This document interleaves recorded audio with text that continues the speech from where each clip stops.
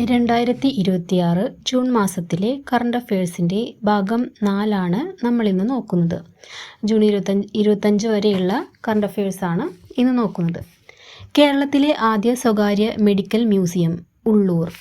കേരളത്തിലെ ആദ്യ സ്വകാര്യ മെഡിക്കൽ മ്യൂസിയം ഉള്ളൂർ. പ്രഥമ ലോക യോഗാസന ചാമ്പ്യൻഷിപ്പ് ഇന്ത്യക്ക് 114ാമത് മെഡൽ. പ്രഥമ ലോക യോഗാസന ചാമ്പ്യൻഷിപ്പിൽ ഇന്ത്യക്ക് 114ാമത് മെഡൽ. വേൾഡ് ബാങ്കിൽ ഇന്ത്യയുടെ എക്സിക്യൂട്ടീവ് ഡയറക്ടറായി നിയമിതനായത് നീൽകാന്ത് മിശ്ര. വേൾഡ് ബാങ്കിൽ ഇന്ത്യയുടെ എക്സിക്യൂട്ടീവ് ഡയറക്ടർ ആയി നിയമിതനായത് നീൽകാന്ത് മിശ്ര. വിഴിഞ്ഞം ഇൻ്റർനാഷണൽ സീപോർട്ട് ലിമിറ്റഡിൻ്റെ പുതിയ MD ജെറോമിക് ജോർജ്. വിഴിഞ്ഞം ഇൻ്റർനാഷണൽ സീപോർട്ടിൻ്റെ പുതിയ MD ആയി നിയമിതനായത് ജെറോമിക് ജോർജ്. കേരളത്തിലെ സഹകരണ സംഘങ്ങളിൽ നിന്നും വായ്പയെടുത്ത് തിരിച്ചടക്കാൻ കഴിയാത്തവർക്ക് ഒറ്റത്തവണ തീർപ്പാക്കൽ പദ്ധതി ആശ്വാസ് 2026. കേരളത്തിലെ സഹകരണ സംഘങ്ങളിൽ നിന്നും വായ്പയെടുത്ത് തിരിച്ചടക്കാനാവാത്തവർക്ക് ഒറ്റത്തവണ തീർപ്പാക്കൽ പദ്ധതി ആശ്വാസ് 2026.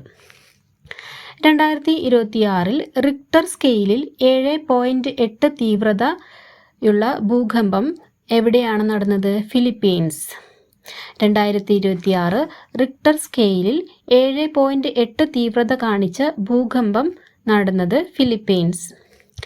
കേരളം ആരോഗ്യ മേഖലയിലെ വെല്ലുവിളികളും പ്രതിസന്ധികളും പരിഹരിക്കാൻ ആരോഗ്യവകുപ്പ് ജനസമ്പർക്ക പരിപാടിയാണ് കായകൽപ്പം.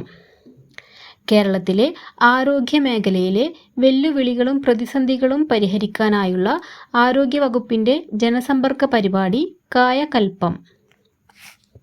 2026 ജൂണിൽ അന്തരിച്ച ഇന്ത്യൻ ഷൂട്ടിംഗ് താരം ജസ്പാൽ റാണ. 2026 ജൂണിൽ അന്തരിച്ച ഇന്ത്യൻ ഷൂട്ടിംഗ് താരം ജസ്പാൽ റാണ.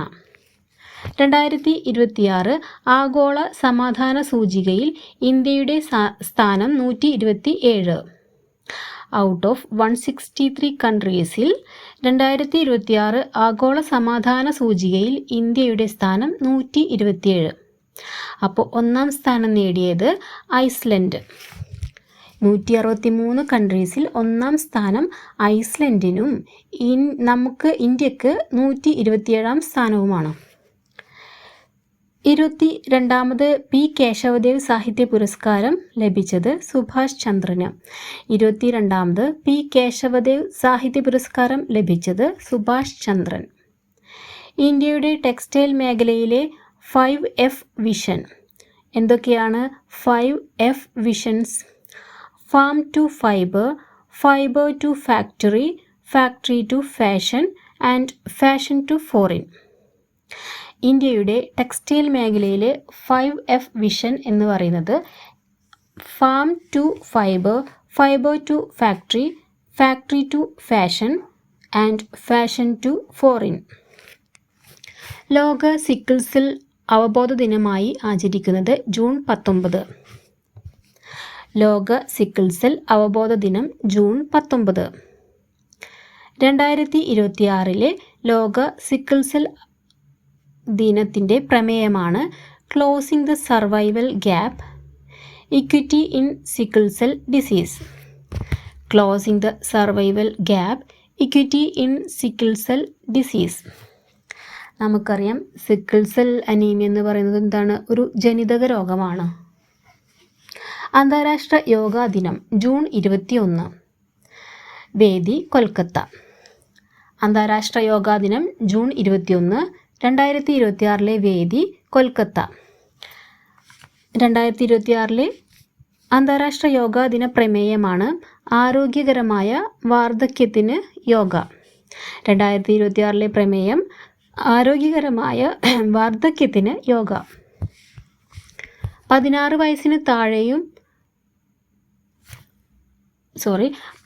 വയസ്സിന് താഴെയുള്ളവർക്ക് പൂർണ്ണമായി സാമൂഹ്യ മാധ്യമ നിയന്ത്രണം ഏർപ്പെടുത്തി ബ്രിട്ടൻ.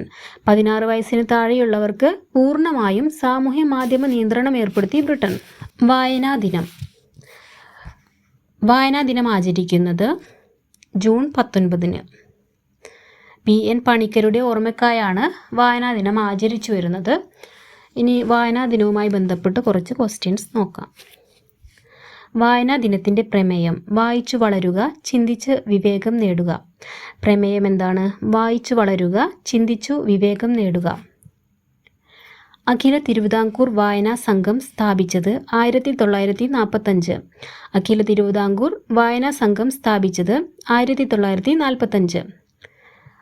മലയാളത്തിന് ശ്രേഷ്ഠ ഭാഷാ പദവി ലഭിച്ചതെന്നാണ്? 2013. മലയാളത്തിന് ശ്രേഷ്ഠ ഭാഷാ പദവി ലഭിച്ചത് 2013. മലയാള ഭാഷാ ദിനം നവംബർ 1. മലയാള ഭാഷാ ദിനം നവംബർ 1. ആദ്യ മലയാള നോവൽ ഇന്ദുലേഖ. ഇന്ദുലേഖ എഴുതിയത് ഒ ചന്തുമേനോൻ. ആദ്യ മലയാള നോവൽ ഇന്ദുലേഖ എഴുതിയത് ഒ ചന്തുമേനോൻ. ലോക പുസ്തക ദിനം ഏപ്രിൽ 23. ലോക പുസ്തക ദിനം ഏപ്രിൽ 23. വായനാ വാരം ആചരിക്കുന്നത് ജൂൺ 19 മുതൽ 25 വരെയാണ്. വായനാ വാരം ആചരിക്കുന്നത് ജൂൺ 19 മുതൽ 25 വരെ. British prime minister care Starmer രാജിവെച്ചു. ബ്രിട്ടീഷ് പ്രൈം മിനിസ്റ്റർ ആയിരുന്ന കെയർ സ്റ്റാമർ രാജിവെച്ചു. സോളിസിറ്റർ ജനറൽ തുഷാർ മേത്തയെ 3 വർഷത്തേക്ക് കൂടി നിയമിച്ചു. നമ്മുടെ സോളിസിറ്റർ ജനറൽ ആരാണ്? തുഷാർ മേത്ത. 3 വർഷം കൂടി അദ്ദേഹം തന്നെയായിരിക്കും സോളിസിറ്റർ ജനറൽ. ആളെ പുനർനിയമിച്ചിരിക്കുകയാണ്. കുറ്റവാളികളെയും പ്രതികളെയും വേഗത്തിൽ തിരിച്ചറിയാൻ സഹായിക്കുന്ന ഫിംഗർ പ്രിൻ്റ് അധിഷ്ഠിതമായ മൊബൈൽ ആപ്ലിക്കേഷനാണ് അഭിജ്ഞാൻ. ഇത് കേന്ദ്ര ഗവൺമെൻറ്റിൻ്റെ ഒരു ആപ്ലിക്കേഷനാണ്. കുറ്റവാളികളെയും പ്രതികളെയും വേഗത്തിൽ തിരിച്ചറിയാൻ സഹായിക്കുന്ന ഫിംഗർ പ്രിൻ്റ് ഓറിയൻറ്റഡ് ആയിട്ടുള്ള ഒരു മൊബൈൽ ആപ്ലിക്കേഷനാണ് അഭിജ്ഞാൻ. ഭൂമിക്കൊരു ബ്ലാക്ക് ബോക്സ് പദ്ധതി. അത് വരുന്നത് ഓസ്ട്രേലിയയിലെ ദ്വീപ് സംസ്ഥാനത്താണ്. നമുക്കറിയാം ബ്ലാക്ക് ബോക്സ് ഉപയോഗിക്കുന്നത് എന്തിനാണെന്ന് വെച്ചാൽ വിമാനങ്ങളിലും മറ്റുമൊക്കെ അപകടം ഉണ്ടാകുമ്പോൾ അതിനകത്തുള്ള സൗണ്ട്സും കാര്യങ്ങളൊക്കെ റെക്കോർഡ് ചെയ്ത് വെക്കാനുള്ളതാണ്. പിന്നീട് ഇത് അന്വേഷണത്തിൻ്റെ ഭാഗമായിട്ട് നശിക്കാതെ കിടക്കുകയും അത് കണ്ടെടുത്ത് അതിൽ റെക്കോർഡിങ്സ്, അതായത് പൈലറ്റുമാരും മറ്റും ഒക്കെ അതിൽ സംസാരിച്ച കാര്യങ്ങളെല്ലാം അതിൽ റെക്കോർഡ് ചെയ്ത് വെച്ചിട്ടുണ്ടായിരിക്കും. അപ്പം എന്താണ് അപകട കാരണം എന്നെല്ലാം അന്വേഷിക്കാൻ വേണ്ടിയിട്ടുള്ളതാണ്. ബ്ലാക്ക് ബോക്സ് എന്നാണ് പേരെങ്കിലും ഇതിന് ഓറഞ്ച് കളറാണ് ഉണ്ടാവുക. അത് നിർമ്മിച്ചിരിക്കുന്ന മെറ്റൽസ് സ്റ്റെയിൻലെസ് സ്റ്റീൽ അല്ലെങ്കിൽ ടൈറ്റാനിയം മെറ്റലാണ് ഉപയോഗിക്കുക. കാരണം ഇവർക്ക് പെട്ടെന്ന് നശിക്കാതിരിക്കാൻ വേണ്ടിയിട്ടാണ്. ചൂട് അല്ലെങ്കിൽ മറ്റുള്ള കാര്യങ്ങൾ കൊണ്ടൊക്കെ പെട്ടെന്ന് നശിച്ചു പോകാതിരിക്കാൻ ഈ 2 മെറ്റൽസ് ഉപയോഗിച്ചിട്ടാണ് ബ്ലാക്ക് ബോക്സ് നിർമ്മിക്കാറ് സാധാരണ. അപ്പം സാധാരണ എല്ലാം അങ്ങനെ നിർമ്മിക്കുക. അപ്പോൾ ഇന്നത്തെ ക്ലാസ് ഇവിടെ കഴിഞ്ഞിരിക്കുകയാണ്.